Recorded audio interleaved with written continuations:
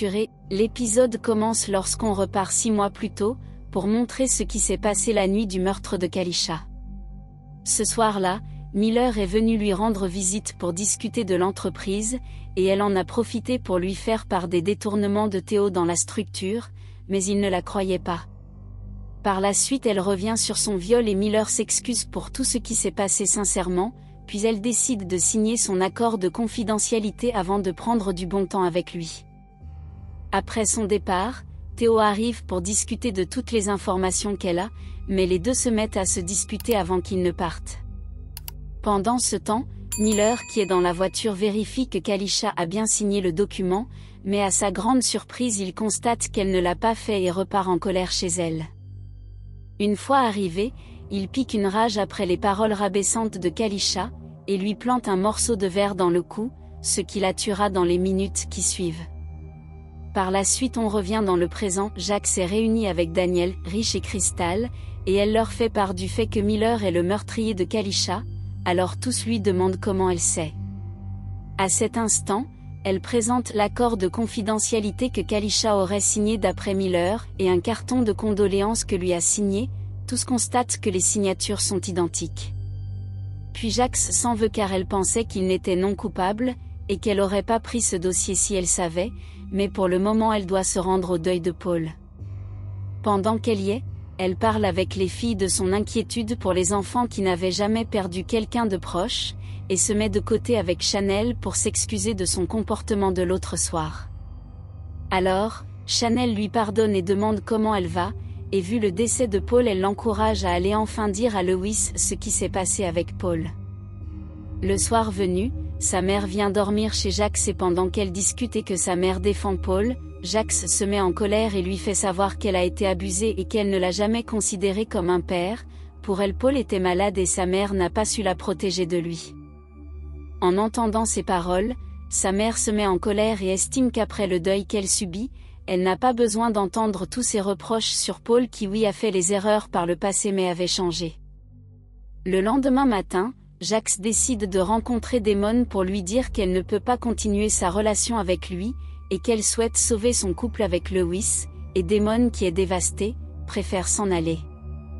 Quelques heures plus tard, Jax arrive au tribunal et Miller vient vers elle pour lui parler du décès de Paul, mais Jax ne veut pas être auprès de lui, et lui fait savoir qu'elle sait qu'il a éliminé Qalisha.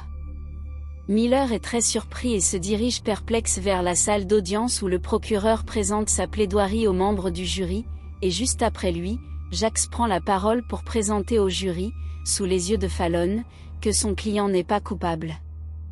En effet le doute raisonnable persiste au vu de toutes les preuves que le procureur n'a pas su analyser comme il se doit, et que à cause de ça ils vont peut-être envoyer un innocent en prison. Juste après sa plaidoirie, Jax part vomir car elle est honteuse d'avoir menti et à cet instant Fallon vient la retrouver pour se plaindre de ce que Jax a fait à sa communauté en défendant un meurtrier. Quelques minutes plus tard, Jax est dans le parking et se dirige vers sa voiture, jusqu'au moment où elle est arrêtée par Miller qui demande comment elle a su que c'était lui. Elle n'y répond pas et pour elle le défendre était le pire choix de sa vie. Puis Miller face aux informations qu'elle possède la menace de toute représaille dans le cas où elle ose faire quelque chose contre lui et il s'en va. Pendant ce temps, Damon retourne au garage en colère, alors CG lui demande pourquoi il l'a lâché la veille, et il lui annonce alors que Jax l'a quitté et qu'il ne peut pas continuer les affaires illégales, car tout ça c'est pour elle qu'il le faisait. À ce moment CG est touché par ces mots, lui qui pensait que son frère le faisait pour lui, alors déçu de ce comportement, il annonce à Damon qu'il est viré de tout et qu'il sorte de son atelier. Damon n'y croit pas et essaie d'arranger la situation, mais rien n'y fait. CG maintient sa décision. Quelques heures plus tard, Jax est au volant de sa voiture lorsqu'elle a un accident, et au moment où elle sort de la voiture elle est enlevée par un inconnu. Au même moment, Lewis arrive à la maison et trouve que la nounou attend Jax depuis qu'il ne donne plus aucun signe de vie, alors en traçant son téléphone il trouve sa voiture accidentée avec toutes les affaires de Jax à l'intérieur. Il est paniqué et appelle Daniel pour lui présenter la situation, et à son tour il se tourne vers la police pour les amener faire le constat sur place, car pour lui il faut prendre l'affaire au sérieux. De son côté, Lewis part chez Chanel et Omarion pour avoir des nouvelles de Jax, mais Chanel hésite à lui donner le nom de Damon et son adresse, alors Omarion devient agressif pour qu'elle passe les informations, ce qui attire l'attention de Lewis. Et après avoir obtenu son adresse, il se dirige vers le garage où il trouve Damon qui affirme ne pas avoir vu Jax depuis un moment, et même quand Lewis lui fait part de sa disparition, Damon lui fait savoir qu'il n'a pas le temps à lui accorder, alors Lewis s'en va. Juste après son départ, Damon part retrouver Jax dans la pièce où il l'a enfermée. Elle est surprise de tout ce qui se passe, et Damon lui fait savoir que sans elle il n'aurait pas tenu, sans elle il n'aurait pas avoué un meurtre qu'il n'a pas commis, sans elle il n'aurait pas pu affronter la vie et qu'aujourd'hui elle a tout gâché. Que pour elle cette relation n'était qu'un passe-temps, cette relation n'était qu'un pansement qu'elle n'a jamais pris au sérieux. Mais Jax veut le rassurer et le convaincre de la relâcher, mais il ne veut rien écouter, et à un moment il commence à avoir de la compassion pour elle. Malgré tout ça il trouve que tout ce qu'il fait actuellement c'est de sa faute. Alors Damon en profite pour lui raconter tout ce qu'il a vécu en prison et tout ce qu'il est capable de faire, mais quand Jax commence à avoir vraiment peur, il s'en va.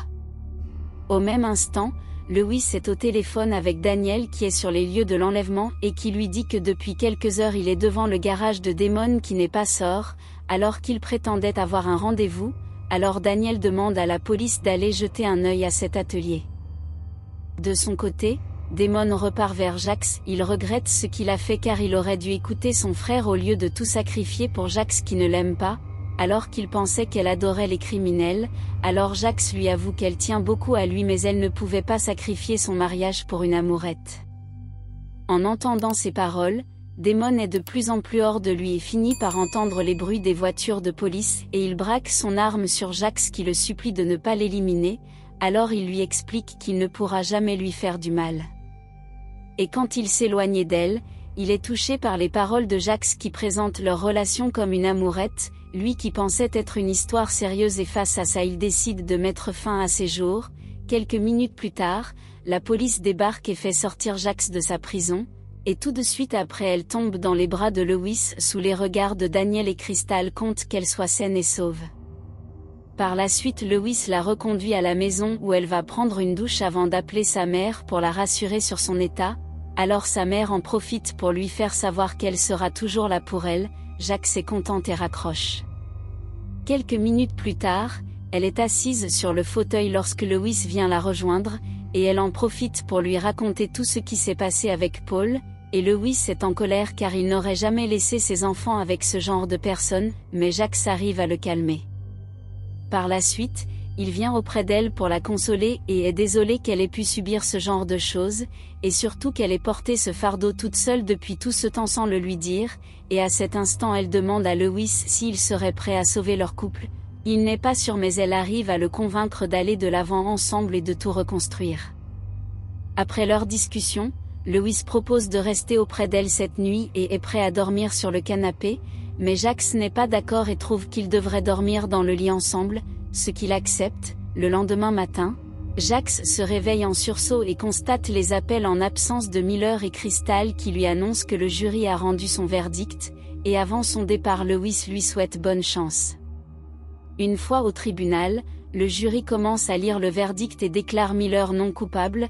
À cet instant il se réjouit mais Jax ne le félicite pas, et avant son départ le procureur la félicite pour son travail puis s'en va, et lorsque Jax reste seule en salle d'audience, elle se sent sale de tout ce qu'elle a fait et est à la limite des pleurs. Par la suite, Miller qui est dans le parking remercie Sarah pour son soutien, et lui fait savoir que pour fêter sa réussite il organise un voyage avec les enfants, mais Sarah lui fait savoir qu'il ira tout seul car elle demande le divorce, et que pendant la procédure elle va réussir à obtenir son argent et qu'elle va garder les enfants. À cet instant, Miller ne comprend pas ce qui se passe, et Sarah qui est toute fière de divorcer s'en va sous les yeux de son futur ex-mari. Par la suite il retourne à son entreprise et on constate que Theo a été renvoyé, et qu'il a récupéré sa place de directeur général. Le lendemain matin, Crystal remet un courrier à un coursier qui part le remettre à Fallon en anonyme. Dans cette enveloppe se trouvent des renseignements sur la société de Miller pour le faire couler. Par la suite Fallon transmet les informations à la police, qui part annoncer à Miller qu'il est poursuivi de nouveau pour fraude, et juste après, son visage se retrouve sur les réseaux sociaux et la nouvelle parvient aux oreilles de Jax qui est plus que ravi. Mais au moment où elle termine son sport matinal, Chanel l'appelle pour lui annoncer qu'elle vient de mettre fin à la vie de Omarion. Que s'est-il passé? Omarion était-il un homme violent? Chanel est-elle une veuve noire?